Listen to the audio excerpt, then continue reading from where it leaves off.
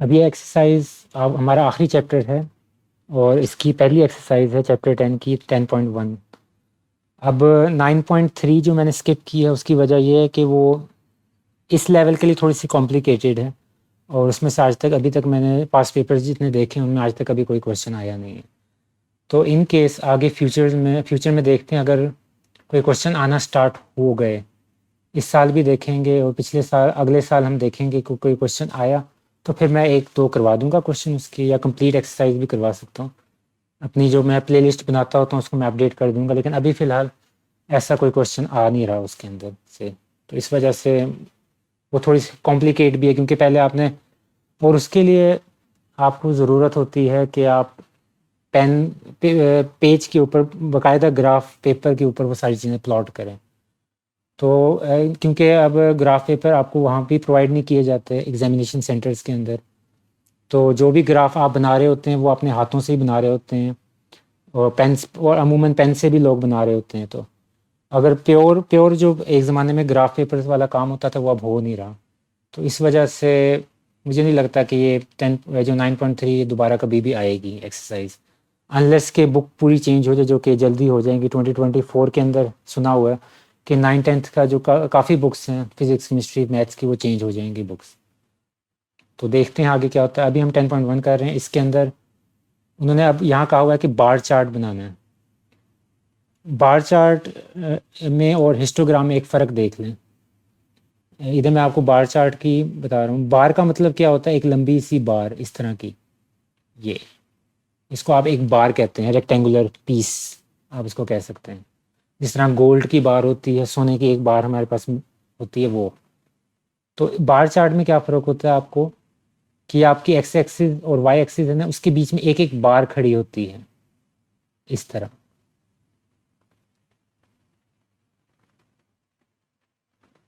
ये bar chart होता है। अब हिस्टोग्राम में कैसा होता है, हिस्टोग्राम में यही बार होती हैं लेकिन ये बिल्कुल साथ साथ जुड़ी होती हैं इस तरह, और जहां से ये बार ख़त्म हो रही है वहीं से आगे दूसरी स्टार्ट हो जाएगी। मैं इसकी डिटेल में नहीं जा रहा कि ये क्यों ऐसा होता है, अभी सिर्फ इसको एज इट इज़ लिटरल ले लें कि ऐसे होता है। और आपने ये देखा होगा कि हिस्टोग्राम फिलहाल क्रिकेट में अभी यूज़ नहीं होता, ज़्यादा ये बार चार्ट यूज़ हो रहा होता है वहाँ। जब आप क्रिकेट की स्कोर्स देखते हैं या कहीं दफ़ा वो कंपैरिजन कर रहे होते हैं तो वहाँ भी ये बार चार्ट्स होते हैं, ये दो दो के यूज़ हो रहे होते हैं। एक आपकी टीम होगी और दूसरा दूसरी टीम होगी, तो इस तरह आपको वो यूज़ कर गए होते हैं। एक ब्लू बार के साथ होता है, एक रेड बार के साथ होता है। तो उसके स्कोर कंपेयर करते हैं कि हर 30 ओवर्स के बाद वगैरह कितना हो गया। तो ये सारा फ़र्क होता है। बस फ़र्क इतना है कि हिस्टोग्राम में जुड़े होते हैं और बार चार्ट में सारे अलग अलग होते हैं। अब दोबारा इधर आते हैं। अब मैं आपको बताता हूँ कि फ्रीक्वेंसी का क्या मतलब है, क्योंकि मेन मकसद तो फ्रीक्वेंसी टेबल बनाना है। तो फ्रीक्वेंसी का मतलब होता है कि एक वैल्यू कितनी दफ़ा आ रही है। अब इसमें सबसे पहले सबसे छोटी वैल्यू आप देखें कि कौन सी है, वो आप अगर आप और से देखें तो 7 ही नज़र आ रही है, मुझे भी 7 ही नज़र आ रही है अभी। तो अब आप टेबल बनाना स्टार्ट करेंगे। एक्स हमारे पास होता है डाटा, फिर उसके बाद हम लिखेंगे एफ। एफ का मतलब है फ्रीक्वेंसी। तो डाटा हम स्टार्ट करेंगे कि आपके पास वैल्यूज़ उन्होंने असल में दी कौन कौन सी हुई हैं। डाटा में लिखेंगे हम वैल्यूज़ जो दी हुई हैं, जिस तरह 7 हो गया, 8 हो गया। और फ्रीक्वेंसी में हम लिखेंगे कि वो 7 जो है एक वैल्यू कितनी दफ़ा आ रही है ये हमारे पास इस डाटा के अंदर। तो सबसे पहले सबसे छोटी वैल्यू 7 है, फिर 8 है, फिर 9 10 11। 8 9 10 11 है, 12 तो नहीं है, तो 11 है।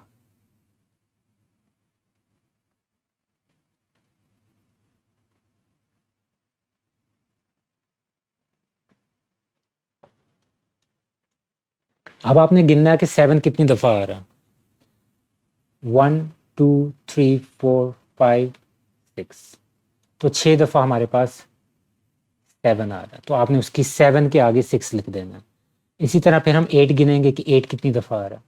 तो 1 2 3 4 5 6 7 8 9 तो 9 दफ़ा आ रहा है, तो 8 के बिल्कुल सामने आप 9 लिख देंगे। इसी तरह अब आप 9 देखें कि कितनी दफ़ा आ रहा है। 1 2 3 4 5 6 7 8 9 10 11, तो ये अभी तक का सबसे ज़्यादा था, 11 टाइम्स आ रहा है। फिर आप 10 देखेंगे, 1 2 3 4 5 6 7 8 9 10 11 12 13 14 14, और आखिर में अब आप देखेंगे कि 11 कितनी दफ़ा आ रहा है। 1 2 3 4 5 6 7 8 9। अब अगर आप ये देखना चाहते हैं कि आपने जो ये फ्रीक्वेंसी लिखी है ये सही लिखी भी है कि नहीं, तो आप क्या कर सकते हैं, इन सबको ऐड कर सकते हैं। ये जितनी भी आपने फ्रीक्वेंसी लिखी है ना, इस सब का आप समेशन लेंगे। समेशन का मतलब होता है इन सबको ऐड करना, यानी कि 6 + 9 करेंगे, फिर आप 11 करेंगे, फिर 14 करेंगे और आखिर में 9 करेंगे। तो जैसा कि अब मैं ये कर रहा हूँ, ये मैंने सारा कैलकुलेट किया अभी, इसका सारा समेशन। समेशन का साइन ये होता है, इसका मतलब होता है जितनी वैल्यूज़ हैं एफ़ की उनको आप सम कर रहे हैं। अब मैंने यहाँ समेशन किया, यहाँ मेरे पास आ रहा है 49, तो इससे आपको फ़ौरन गलती पता चल जाएगी। अब ये कि 49 आया ना, आपके पास यहाँ कितने दिए हुए हैं, 50 जूनियर स्कूल चिल्ड्रन हैं। तो इसी से आपको पता चल गया कि आपका आंसर तो 49 आ रहा है या इन सबको ऐड करके, लेकिन यहाँ दिए गए हैं 50, तो यानी कि एक नंबर आपने मिस कर दिया। अब कौन सा नंबर मिस किया ये अब हम देखते हैं। 7 कितनी दफ़ा आ रहा है, मैंने लिखा था 1 2 3 4 5 6 7, तो 7 जो मैंने पहला नंबर ही गिना था वही गलत गिना था। तो ये सिर्फ एक तरीका है, मैंने आपको बताने के लिए मैंने गलत किया था कि इस तरीके से आप, इन केस गलती हो जाए तो आप एटलीस्ट अपने आप को रियलाइज़ करवा सकते हैं कि हाँ गलती कहीं हो गई है। तो आपने एक स्टेटमेंट के अंदर पढ़ना है कि टोटल तादाद कितनी दी हुई है, और फिर आपने फ्रीक्वेंसी अपनी जो आपने निकाली है उसको आपने सबको सम करना है और ये देखना है कि कितने टोटल आए हैं।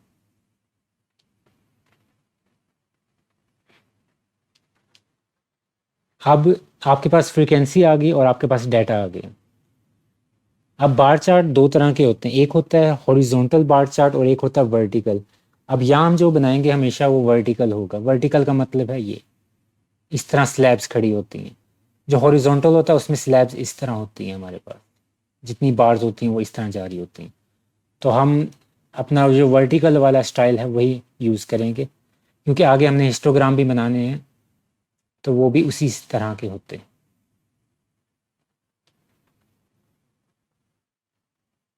अब इसके लिए मैं चार्ट यूज़ नहीं कर रहा, ग्राफ पेपर नहीं यूज़ कर रहा, क्योंकि ये एक आसान सा कॉन्सेप्ट है, इसके लिए मुझे इतना टाइम लगाने की ज़रूरत नहीं है। अब 7 से स्टार्ट हो रही है वैल्यू, और टोटल ऐसे में आप देख लें कि 5 वैल्यूज़ हैं।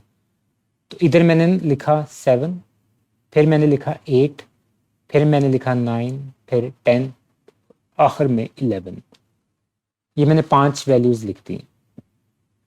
इस साइड पे आप देखें कि वैल्यूज़ कौन सी चल रही हैं। इस साइड में हमारे पास 7 चल रहा है, 9 14, तो इसका आसान तरीका, आखिर मैक्सिमम वैल्यू 14 है, तो मैं यहाँ 2 का टेबल स्टार्ट कर देता हूँ।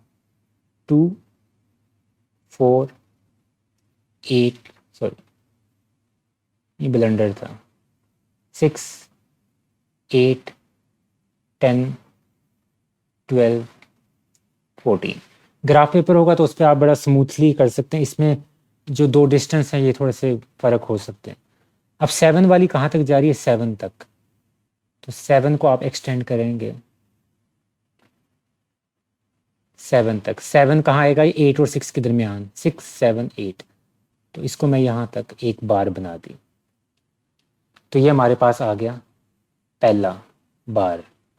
फिर हमारे पास 8 वाली जानी है आपने 9 तक, ये 8 वाली बार है, इसको आपने 9 तक लेके जाना है। 8 और 10 के दरमियान 9, और इसको भी नीचे। ये आपके पास सेकंड बार आ गई। फिर 9 वाली 11 तक जाएगी,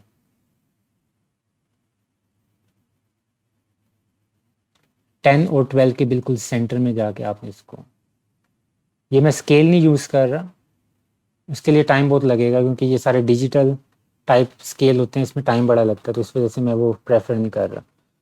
लेकिन बस एक चीज़ का ख्याल रखना है कि आपने ये बीच में क्योंकि बार चार्ट बना रहे हैं तो ये बिल्कुल टच नहीं होने चाहिए, एक बार दूसरी बार से टच ना हो। फिर हमारे पास आ गया 10 वाला 14 है, तो ये तो मैक्सिमम हाइट तक जाएगा ना यहाँ तक। तो यहाँ मैं एक स्लैब लगा रहा हूँ और इसको मैं नीचे लेके आ रहा हूँ।